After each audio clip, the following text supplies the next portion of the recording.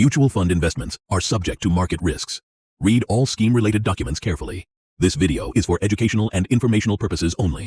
I am an AMFI registered mutual fund distributor. ARN 88833E1 E078724 and do not provide investment advisory or recommendations.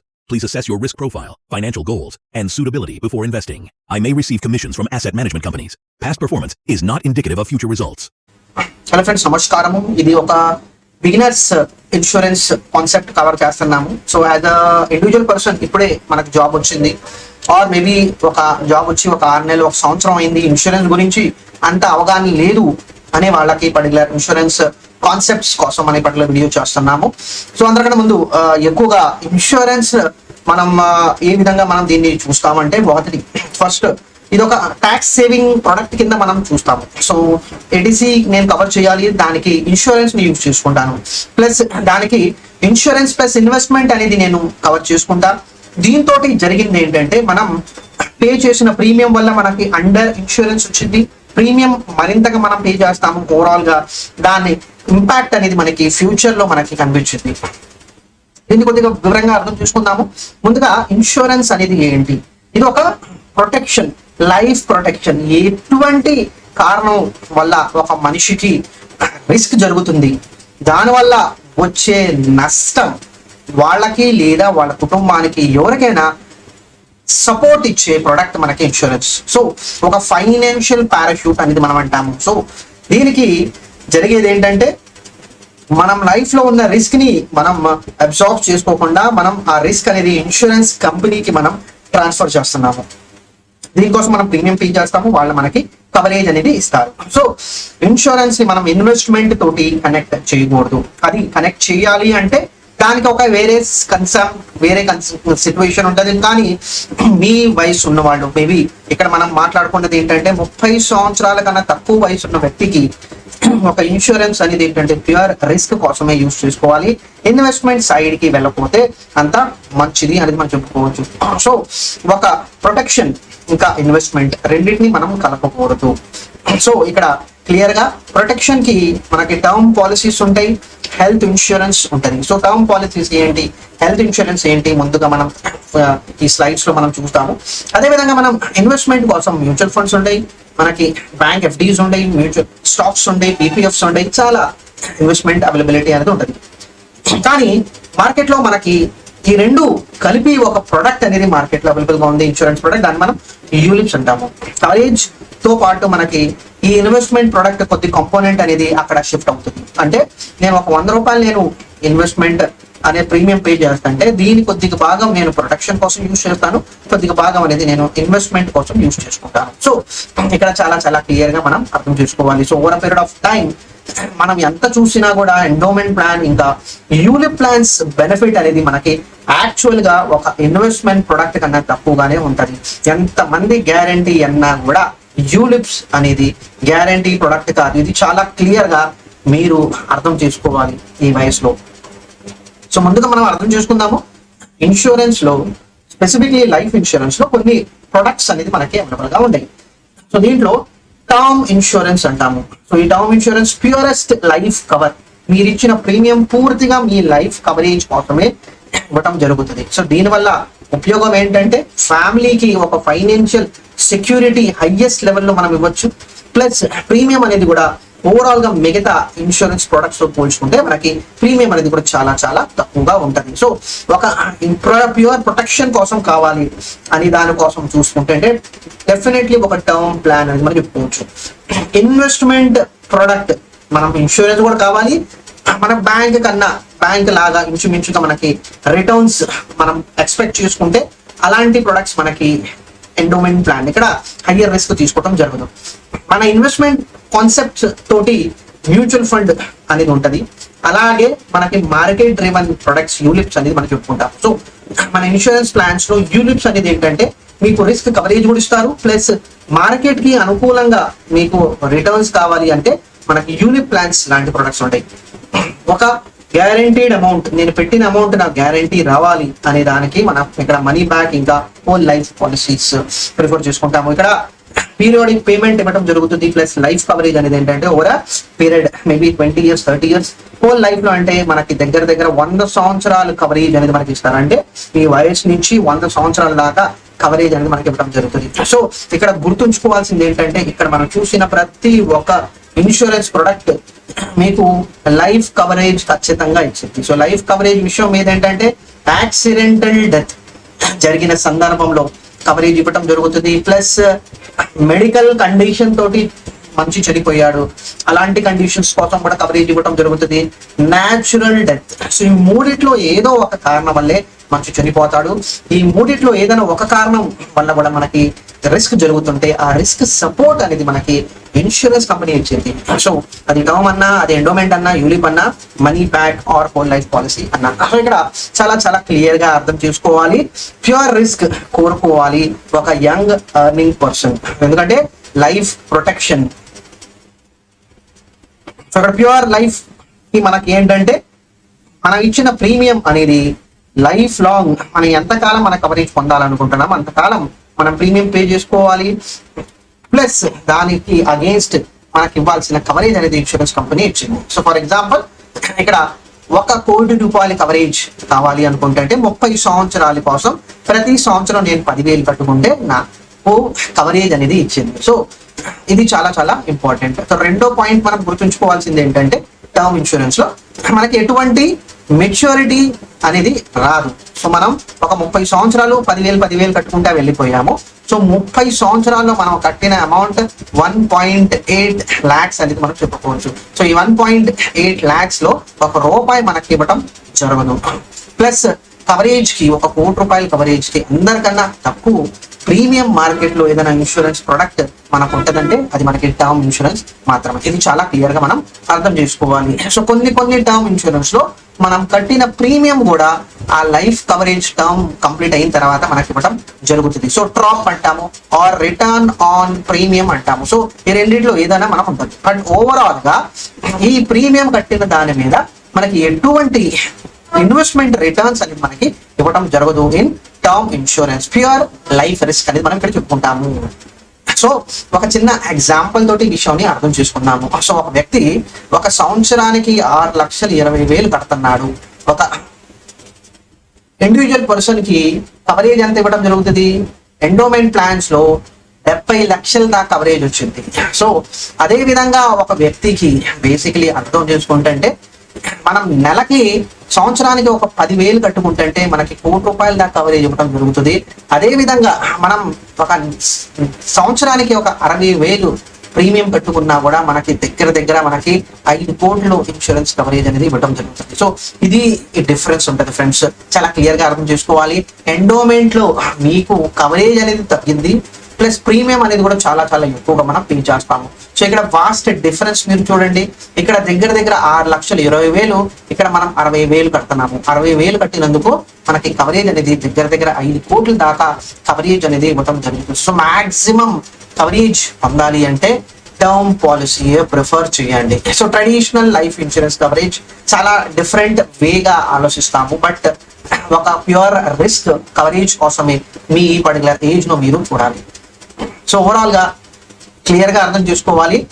So ఒక earning person కి ఒక term insurance ఎందుకు అవసరం అంటే definitely life long మనం ఎంత సంపాదిస్తున్నామో ఆ సంపాదన అనేది ప్రొటెక్షన్ అనేది మనకి ఈ పాలసీ ద్వారా మనం తీసుకోవాలి. సో అది టర్మ్ ఇన్సూరెన్స్ మాక్సిమం మనకి ఇన్కమ్ రీప్లేస్ చేసి ఇచ్చింది. సో సిచ్యువేషన్ మనం తీసుకున్న తర్వాత next 20, 30, 40 years or maybe entire earning time life లో మనం ఎంత సంపాదిస్తాము దానికి ఈక్వలెంట్ గా మనకి కవరేజ్ అనేది టర్మ్ ఇన్సూరెన్స్ తోటి మనం తీసుకోవాలి. ఒక రికమెండెడ్ కవరేజ్ అనేది చెప్పుకుంటే దగ్గర మనం ఇన్కమ్ మనకి సంవత్సరానికి వచ్చిన ఇన్కమ్ మీద మనం ఒక 20 నుంచి 30% మనం ఎక్కువగా మనం కవరేజ్ అనేది తీసుకోవాలి. అంటే 10 లక్షలు సంవత్సరానికి సంపాదిస్తుంటే మన కవరేజ్ అనేది 2 నుంచి 3 crores మనం తీసుకోవాలి, కంపల్సరీ మనం చెప్పుకోవాలి. సో ఇప్పుడు మనం టర్మ్ ప్లాన్ గురించి మనం మరింతగా ఎంతో తెలుసుకుంటున్నామంటే తక్కువ వయసులో ఉన్నప్పుడు తక్కువ ప్రీమియం ఉంటుంది, వయసు పెరిగిపోతుంది, అదే 2 కోట్లు 3 కోట్ల కోసం ప్రీమియం అనేది మరింతగా పే చేయాల్సిన అవసరం వచ్చింది. So premiums are cheap in 20s and 30s. 30 సంవత్సరాలు వచ్చే లోపలే మీరు టర్మ్ పాలసీ తీసేసుకున్నారనుకోండి జీవితాంతం మీరు ఆ తక్కువ ప్రీమియమే కట్టుకుంటా వెళ్ళిపోతూ ఉంటారు. ప్రీమియమ్స్ పెరగవు, ఖచ్చితంగా గుర్తుంచుకోండి. ఇన్సూరెన్స్ లో స్పెసిఫిక్లీ మనం మాట్లాడుకున్న లైఫ్ ఇన్సూరెన్స్ లో ప్రీమియం అనేది పెరగదు. సో టర్మ్ ఇన్సూరెన్స్ టాప్ ప్రయారిటీలో ఉండాలి. సో నెక్స్ట్ ఇంపార్టెంట్ కవరేజ్ మనం చెప్పుకుంటే లైఫ్ చూసుకున్నాము.